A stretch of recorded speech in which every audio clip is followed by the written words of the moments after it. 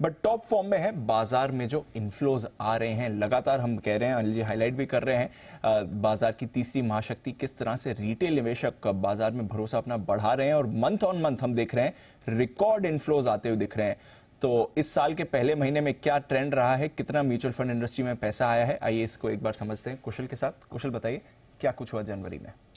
बिल्कुल, तो बहुत ही एनकरेजिंग और एक्साइटिंग डेटा बनता हुआ नजर आ रहा है रिटेल निवेशकों के पार्टिसिपेशन के लिहाज से। म्यूचुअल फंड इंडस्ट्री में रिटेल निवेशकों ने फिर से रिकॉर्ड एसआईपी दर्ज की है और पहली बार 18,000 करोड़ के पार ये जाता हुआ दिखा है। मंथली इन्फ्लोज के लिहाज से 18,000 करोड़ के पार 18,839 करोड़ रुपए यहां पर जो है सिप इन्फ्लोज बनते हुए दिखे जनवरी महीने में। इनफैक्ट यहां पर लगातार दूसरे महीने म्यूचुअल फंड इंडस्ट्रीज का जो नेट एयूएम है वो भी 50 लाख करोड़ के पार जाता हुआ दिख रहा है। और आप देखिए तो जून ऑनवर्ड्स लगातार यहां पर आपको बढ़त होती हुई दिख रही है धीरे धीरे। पहले 14,700 करोड़, फिर 15,000, 15,800, 16,000, लगातार यहां पर जो है आपको बढ़त की सीढ़ी ही देखने को मिली है। दूसरी इंपॉर्टेंट चीज, 15 महीनों के बाद लार्ज कैप फंड में इन्फ्लोज 1,000 करोड़ के पार जाते हुए दिखे हैं। तो पहले जो सुस्ती का मूड माहौल बना हुआ था लार्ज कैप में, या जो लोग सोच रहे थे कि यहां पर रिटेल निवेशकों का पार्टिसिपेशन उतना नहीं आ रहा है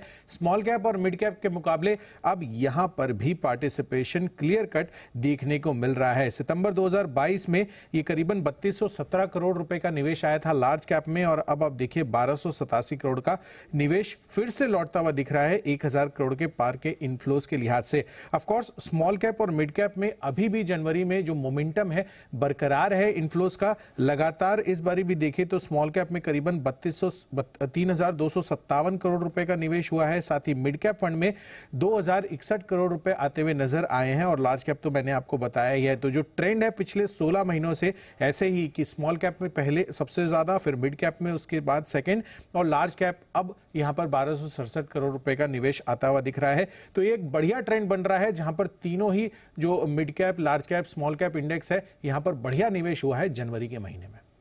एब्सोल्युटली शानदार निवेश हुआ है। अनिल जी, जो हम बात कर रहे थे अभी, जब व्यूअरशिप डेटा की भी बात कर रहे थे, जो नए निवेशक आ रहे हैं, ऑलमोस्ट 47 लाख नए डीमैट अकाउंट्स खुले हैं जनवरी में, तो वो ट्रेंड काफी बढ़िया दर्शा रहा है। लगभग 1.5 लाख डीमैट अकाउंट रोज खुल रहे हैं आपके। 18,800 करोड़ का एसआईपी निवेश है, और लार्ज कैप्स में भी अब पैसा वापस आते हुए दिखा है सर। ये बात है ना दीप, अब देखो क्या है कि हम मार्केट की, हम ज़्यादातर लोग इस मार्केट में दो चीज़ें गलत कर रहे थे।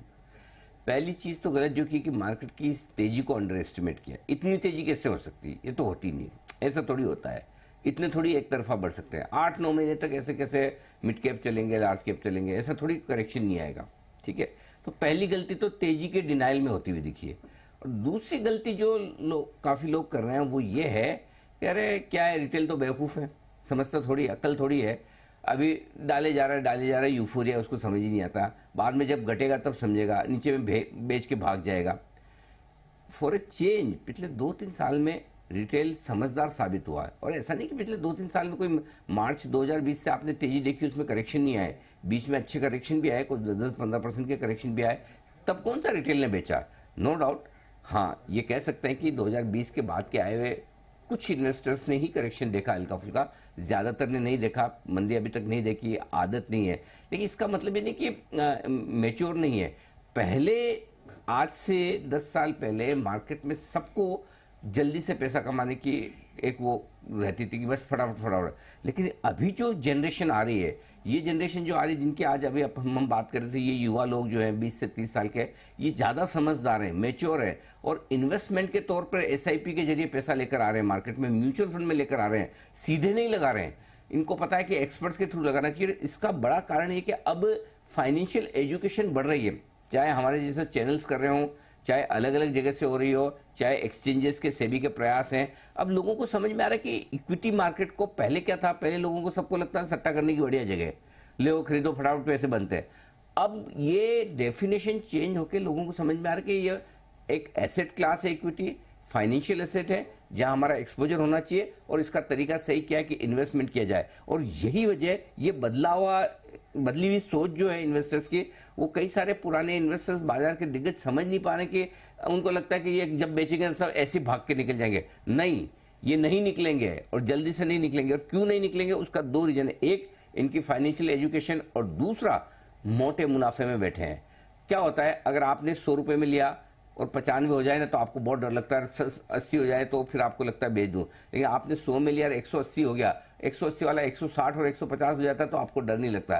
ठीक है ना यार, लॉस ऑफ प्रॉफिट है, मैं लॉन्ग टर्म इन्वेस्टर हूं, होल्ड करूंगा। तो ये बड़े बदलाव जो हो रहे हैं ना, ये मुझे लगता है कि बड़ी और सस्टेनेबल तेजी भारतीय बाजारों में जो लेकर आ रहे हैं, जो लेकर आए हैं, ये आगे इस वजह से और चलेंगे। I am so happy to see SIP के फ्लोज।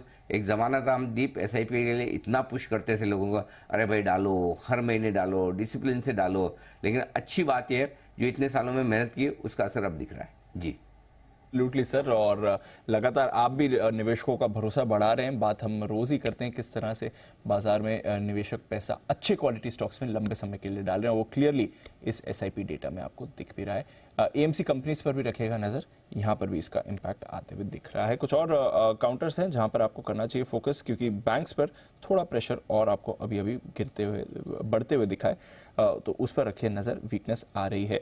आई कुछ कॉल